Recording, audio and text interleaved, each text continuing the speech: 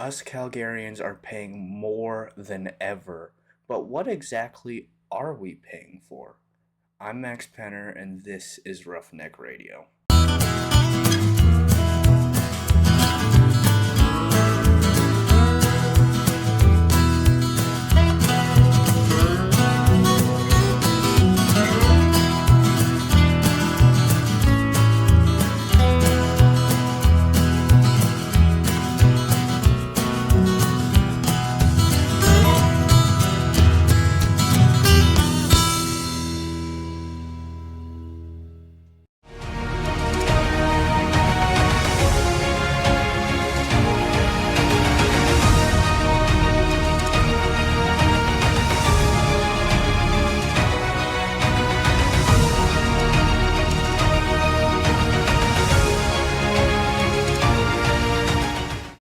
Like that dramatic little montage? Anyway, so what are our tax dollars really paying for? Well, I'll tell you what they're not paying for. Infrastructure repairs, public safety, better waste management, or parks or utilities. Instead, they're being funneled into political pet projects courtesy of the mayor and the Hateful Eight. Let's talk about that, shall we? Let's start with the mayor's proudest pet project, blanket rezoning.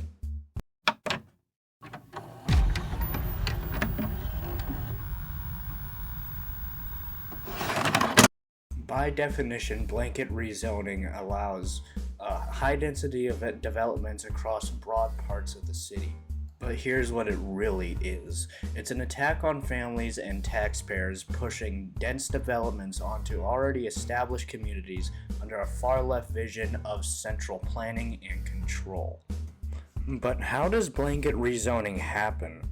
Well, an employee from the City of Calgary development team stumbles upon some prime real estate. Say some small family homes on 17th Avenue Southwest by the old head office of the AMA. They take that information back to City Council, and Council has a vote on it.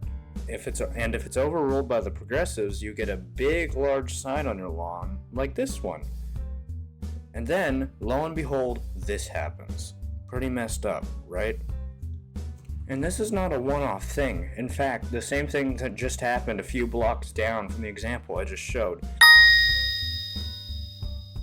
They take ordinary family homes and then uproot them to make way for their tax dollar wasting projects. They even targeted some land near the Shaganappi golf course. And they're putting in some of the ugliest looking buildings I have ever seen. And like I said, they're displacing families and seniors in some cases, and it's a complete waste of taxpayer dollars. Why? Because there's already plenty of unused land that was set aside for these projects years ago. Just take the old Blackfoot Trailer Park, for example, sitting empty for years, perfect for development, and it was rezoned for commercial development, whatever they're supposed to mean by that. We can also repurpose old unused office space, which we kind of already are doing, but not nearly on a large enough scale. And what's the total cost of this so far, you may ask? That's $1.275 million for the public hearing, first of all, just the public hearing alone. Second of all, plus another $4.7 million for implementation. And guess who's footing the bill? Not City Hall, you. And those are 2024 numbers. How much more will this cost? I haven't found any information on that yet, but I'm guessing it'll be in tens, possibly hundreds of millions. But one thing's for sure, it'll be us taxpayers paying for it, not City Hall. Now let's talk about another expensive buzzword coming out of City Hall, the so-called climate emergency.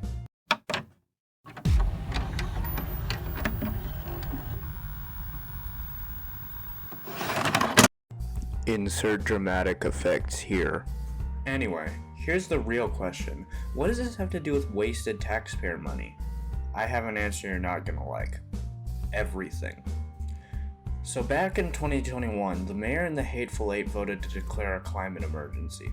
Just for clarification, the Hateful Eight are Jody Gondek, Raj Dhaliwal, Courtney Penner, and no, I'm not related to her, thankfully, Courtney Walcott, John Carlo Carra, Richard Pootmans, who is no longer in council as of 7 months ago, but he was one of the ones who voted to declare a climate emergency, Evan Spencer, and Jennifer Meehan.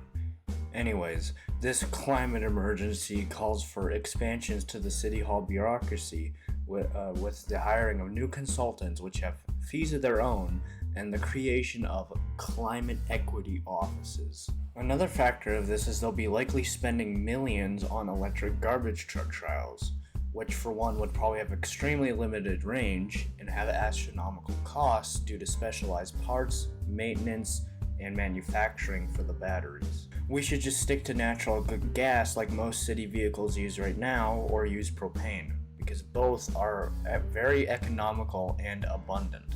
But when we have potholes that look like they're created by small nuclear explosions and the police budget waning, City Hall decides to spend our hard-earned money on electric dumpsters that won't even put a dent in their manipulated carbon index. The problem isn't protecting the environment, it's priorities. Calgary needs infrastructure, not climate theater. This is about local governance, not about global virtue signaling. Calgary City Council is not going to change the weather, but they sure are changing your property taxes, because the more chances they have to raise taxes, you bet they will, because they know you'll foot the bill every single time. Another flashy initiative, another pile of tax dollars, and once again, no results. And if they get their way, what's next? You'll own nothing, you'll live in a shipping container, and you'll ride your taxpayer-subsidized e-scooter to your climate-approved job, all while they raise your taxes in the name of resilience.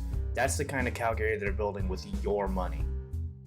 Next stop on the runaway budget bus, brake shot heading straight for a cliff, is bike lanes.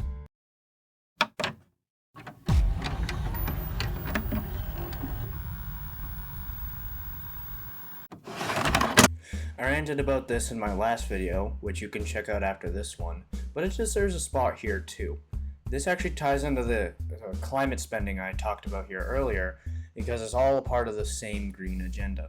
In 2023, the federal government invested $5 million for new bike lanes in just one part of Calgary. Sure, Ottawa pitched in the $5 million for the bike lanes, but where does Ottawa get that money? From you! Yes, that's right, the taxpayer. Governments in and of themselves don't have money. They get it all from tax dollars. Now, I haven't been able to find any recent numbers from City Hall about the cost of new bike lanes over recent periods, but past reports put the price of separated bike lanes in the tens of millions, and they're not done yet. That's more of your money going towards a niche commuting option that Calgarians can only use half of the year. Meanwhile, most Calgarians still drive because it's reliable and you can do it year-round. But City Hall treats drivers like second-class citizens because it fits into their green agenda. But let's be honest here, this isn't about bikes, it's about control.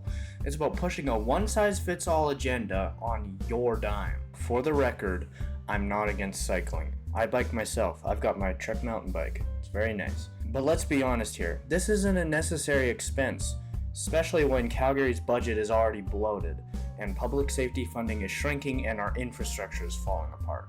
And last but definitely not least, the Green Line LRT.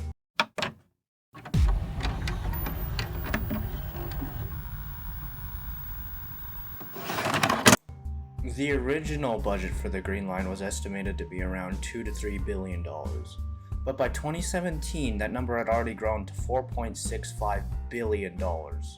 The plan was to split the cost between the federal, provincial, and municipal governments. But even then, that's still a pretty big price tag for a city-level transit project. Then the project hit a wall. In 2024, the provincial government hit pause on their part of the funding commitment due to prices only going up, tunneling risks, and lack of fiscal transparency from the municipal government, which was a smart move honestly because prices were only going up.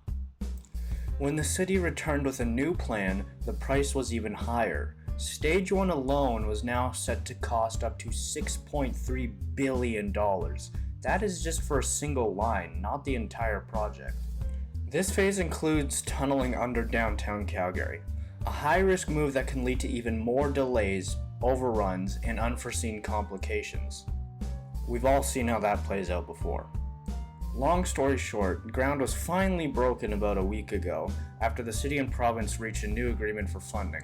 But let's be clear, we're going to be the ones paying for this through taxes, levies, and debt. And mark my words, this price tag is not done climbing yet. This is just another example of why Calgary's budget is bloated and taxpayers like you are stuck footing the bill of mega projects that spiral out of control. The moral of the story is Calgary's budget is growing and growing, and us taxpayers are stuck with a federal government who has already created an affordability crisis and a municipal government that aligns himself with climate elitists and big government officials. And just remember, we will always be the ones stuck with the bill. Thank you guys so much for watching. If you enjoyed this, please hit the like and subscribe button and leave a comment if I left anything out or if this interested you in any way, and I'd like to know your thoughts on this too. It would really help if you guys did subscribe and like, because YouTube censors and shuns conservative influencers like me from the algorithm due to free speech of like the federal government. Also, if you notice it suddenly turned day outside, it's because I filmed this over 2 days. Because I started filming last night and I was just really tired, so I didn't want to continue it. And like I said, I hope you enjoyed this. I need to get better at these still. It's my first time making videos like this. Go check out my other video. It'll be somewhere here at the end. And again, thank you so much for watching, and I'll see you in the next video. You can also join our brand new Roughneck Radio official Discord server, link in the description and in my bio.